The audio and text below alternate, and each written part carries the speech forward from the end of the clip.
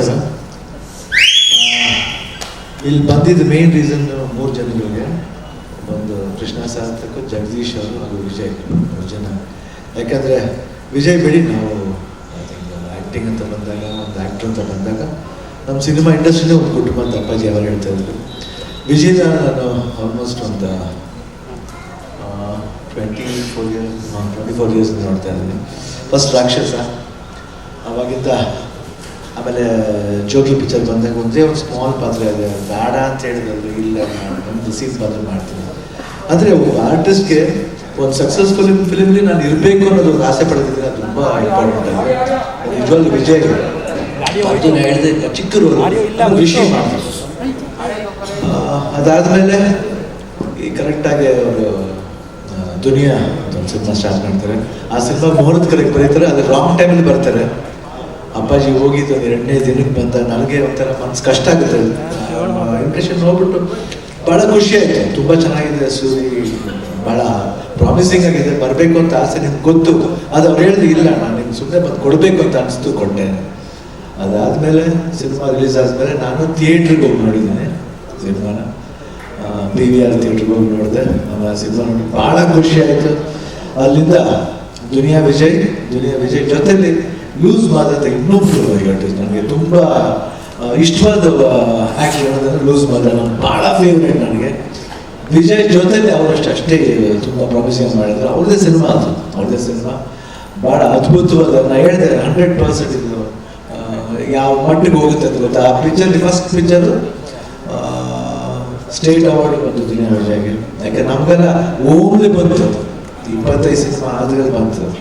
But first ಸಿನಿಮಾದಲ್ಲಿ ಅವ್ರು state award ಸಿಕ್ತು, ಭಾಳ ಖುಷಿ ಆಯಿತು. ಒಂದು ಪ್ರಾಮಿಸಿಂಗ್ ಒಂದು ಆ್ಯಕ್ಷನ್ ಹೀರೋ ಬಂದರು. ಅದಾದಮೇಲೆ ಅವ್ರದ್ದೇ ಆದ ಒಂದು ಇದರಲ್ಲಿ ನೆಕ್ಸ್ಟ್ ಡೈರೆಕ್ಷನ್ ಎಂಟ್ರ್ ಆದರು. ಡೈರೆಕ್ಷನಲ್ಲಿ ಫಸ್ಟ್ ಫಿಲ್ಮ್ ಸರ್ಗ. ಆ ಸಿನಿಮಾದಲ್ಲಿ ನಾನು ಅಪ್ಪು ಇಬ್ಬರು ಇತ್ತು. ಆದರೆ ಇವತ್ತು ಅಪ್ಪು ನಮ್ಮಲ್ಲೇ ಇರೋದ್ರಿಂದ ನಾನು ಅಪ್ಪು ಜೊತೆ ಸೇರಿ ಬಂದಿದ್ದೀವಿ ಈ ಸಿನಿಮಾ. ಯಾಕಂದ್ರೆ ನಾವಿಲ್ಲ ಎಲ್ಲರೂ ಹೇಳ್ತಾರೆ 1 ವರ್ಷ 2 ವರ್ಷ ಎಲ್ಲ ಎಷ್ಟೇ ವರ್ಷಗಳಾದರೂ ಇದನ್ನ ಎಲ್ಲ ಹೋಗಿದ್ದಾನೆ, ಊರಿಗೆ ಹೋಗಿದ್ದಾನೆ, ಬರ್ತಾನೆ. ಆ ನೆನಪಿನ ನಾವು ಕಾಯೋಣ ಅಷ್ಟೇ. ನಾವಿಲ್ಲ ಅಂತ ಅನ್ಕೋಬೇಡ. Wish not. ನಾವು ನಮ್ಮ ನೆನಪನ್ನ, ನಮ್ಮ ಒಂದೇನಂತೀವಿ ಒಂದು ಅನುಭವಗಳನ್ನ ಯಾವಾಗಲೂ ಅವನ ಜೊತೆ ನಾವು ಕರ್ಕೊಂಡು ಹೋಗ್ಬೇಕೆ ಹೊರತು ಅವ್ನು ಇಲ್ಲ ಅಂತ ನಾವು ಭಾವಿಸ್ಬಾರ್ದು. ಅವನು ಈಸ್ದೇ ಇವತ್ತು ಇಲ್ಲಿದ್ದಾರೆ, ಇಲ್ಲಿದ್ದಾರೆ, ಈ ಫಂಕ್ಷನ್ ಬಂದಿದ್ದಾರೆ. ನಾವು ಹೆಂಗೆ ಸಲಾಗಾಗಿ ಬಂದಿದ್ವು ಅದೇ ರೀತಿ ಭೀಮಾಗೂ ಅಪ್ಪು ಆಶೀರ್ವಾದ ಇದೆ, ನಮ್ಮ ಆಶೀರ್ವಾದ ಇದೆ, ಇಡೀ ಕನ್ನಡ ಜನರ ಆಶೀರ್ವಾದ, ಅಭಿಮಾನಿ ದೇವರ ಆಶೀರ್ವಾದ ಇದೆ.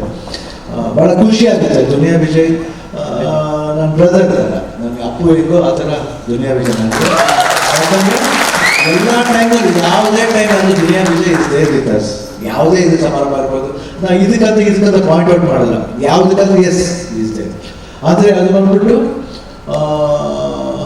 ಯಾವ ಥರದ ಒಂದು ಕಾರ್ಯ ಇರ್ಬೋದು, ಅದಕ್ಕೆ ದುನಿಯಾ ವಿಜಯ್ ಯಾವಾಗಲೂ ಬಂದಿದ್ದಾರೆ. ನಾವು ಅಷ್ಟೇ ಬರ್ತಾ ಇರ್ತೀವಿ, ಅವನ ಪ್ರೀತಿ ವಿಶ್ವಾಸ ಇಟ್ಕೊಂಡಿರ್ತೀವಿ. ಇವಾಗಷ್ಟೇ ವಿಜಯ್, ನೆಕ್ಸ್ಟ್ ಯಾವುದೇ ಮಾಡಿದ್ರು ನಾವು ಯಾವುದೇ ರೀತಿಯು ನಿಮ್ಮ ಒಂದು ಸಪೋರ್ಟ್ಗೆ ಇರ್ತೀವಿ. ಅಫ್ಕೋರ್ಸ್ ನಮ್ಮ ಸಪೋರ್ಟ್ ಇದೆ, ಜನರ ಸಪೋರ್ಟ್ ಇದೆ.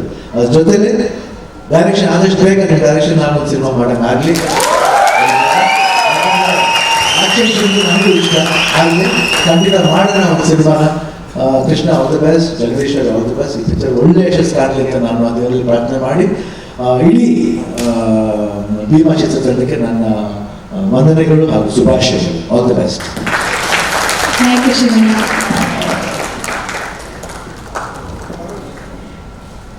ಒಂದೇ ಒಂದು ನಿಮಿಷ ವಿಜಯ್ ಸರ್. ನಾನು ಅವರಿದ್ದಾಗ ಏನು ಮಾತಾಡೋಕ್ಕಿಲ್ಲ. ಏನಂದ್ರೆ ಅವ್ರು ಗೊತ್ತು, ಅಂದರೆ ಹೆಂಗೆ ಹೇಳೋದು, ಅವ್ರ ಹತ್ರ ನಾವೇನು ಅವ್ರಿಗೆಲ್ಲ ಗೊತ್ತಿರುತ್ತೆ. ಅಂದರೆ ದೇವ್ರಿಗೆಲ್ಲ ಗೊತ್ತಿರುತ್ತೆ. ನಾವೇನು ಬೇಡ್ಕೋಬಾರ್ದು, ಏನು ಕೇಳ್ಕೋಬಾರ್ದು. ಯಾವಾಗಲೂ ಒಂದು ಕೇಳಬೇಕು, ನಿಮ್ಮ ಆಶೀರ್ವಾದ ಆಗಲಿ ಅಂತಷ್ಟೇ. ಯಾಕೆಂದರೆ ಅವ್ರ ಎಕ್ಸ್ಪೀರಿಯನ್ಸ್ಗೆ ಅವ್ರು ಇದಕ್ಕೆ ಈ ಕೆನ್ ಸ್ಕ್ಯಾನ್ 1 ಸೆಕೆಂಡಲ್ಲಿ ನೋಡ್ಬಿಟ್ಟು ಹೇಳ್ತಾರೆ ಇದಿಷ್ಟೇ ಬಿಡಮ್ಮ. ಸೊ ಹಾಗಾಗಿ ನಾನು ಯಾವಾಗಲೂ ಇವತ್ತು ಒಂದೇ ಮಾತು ಹೇಳ್ತಾ ಇದ್ದೀನಿ. ಅವತ್ತು ಸರಿಯಾದ ಸ್ಟೇಜ್ ಮೇಲೆ ಹೇಳಿದ್ದೆ, ಇವತ್ತು ನಾನು ಹೇಳೋದು ಒಂದೇ. ಎಲ್ಲ ಕಷ್ಟಪಟ್ಟು ಮತ್ತೊಂದು ಸಿನಿಮಾ ಮಾಡಿದ್ದೀನಿ. ಎಲ್ಲ ಕನ್ನಡ ಕಲಾಭಿಮಾನಿಗಳ ಆಶೀರ್ವಾದ ಬೇಕು ಅಂತ ಕೇಳ್ಕೊತೀನಿ ಅಷ್ಟೇ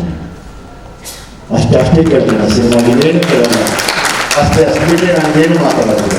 ಥ್ಯಾಂಕ್ ಯು. ವಿಜಯ್ ಸರ್, ಹಂಗೆ ಶಿವಣ್ಣ ಹೇಳಿದ್ರು ಆಕ್ಷನ್ ಹೇಳೋ ದಿನ ಬೇಗ ಬರಲಿ ಅವರಿಗೆ ಅಂತ. ಖಂಡಿತವಾಗ್ಲೂ ನಮ್ಗೊಂದು ಸಿಕ್ತಿದೆ ಅಲ್ಲ ಬೇರೆ ಹಬ್ಬ ಅದು ನಾಡ ಹಬ್ಬ